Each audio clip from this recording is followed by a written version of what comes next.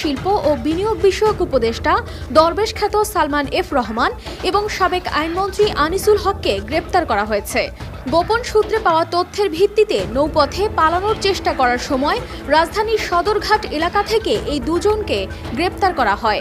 ঢাকা মহানগর police DMP commissioner Mohammad Mainul Hasan মঙ্গলবার বিকেলে গণমাধ্যমকে এ তথ্য নিশ্চিত করে জানান, ছাত্র জনতার আন্দোলনের সময় 16 জুলাই ঢাকা কলেজের সামনে সংঘর্ষের ঘটনায় একজন ছাত্র এবং একজন হকার নিহত হন। এই ঘটনার সঙ্গে সংশ্লিষ্টতার অভিযোগে দায়ের করা মামলায় আনিসুল হক ও সালমান এফ রহমানকে গ্রেফতার দেখানো হয়েছে। বৃষ্টির দিনে আনন্দটা একটু বেশিই জমুক, আর আনন্দ আয়োজন মানেই চাষি সুগন্ধি চিনি গুঁড়া চাল।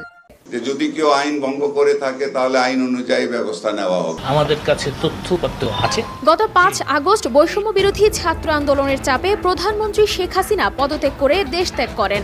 এরপর থেকেই সরকারের অনেক মন্ত্রী এমপি গা ঢাকা দেন, এমনকি কেউ কেউ দেশ ছেড়েও পালিয়ে যান। তবে পুলিশ তাদের ধরতে তৎপর ছিল এবং সেই প্রচেষ্টার অংশ হিসেবেই সালমান এফ রহমান এবং আনিসুল হককে গ্রেপ্তার করা হলো। আইন তার নিজের গতিতে চলবে, কোনো রকম প্রোটেকশন কাউকে দেওয়া হবে না। সালমান এফ রহমান, যিনি ঢাকা 1 আসনের সাবেক সংসদ সদস্য এবং শিল্পপতি হিসেবে পরিচিত, ছিলেন শেখ হাসিনার বেসরকারি শিল্প ও বিনিয়োগ উপদেষ্টা। তার পাশাপাশি আনিসুল হক 2014 সালে ব্রাহ্মণবাড়িয়া 4 থেকে আওয়ামী লীগের সংসদ সদস্য নির্বাচিত হন এবং পরবর্তীতে আইনমন্ত্রীর দায়িত্ব পালন করেন।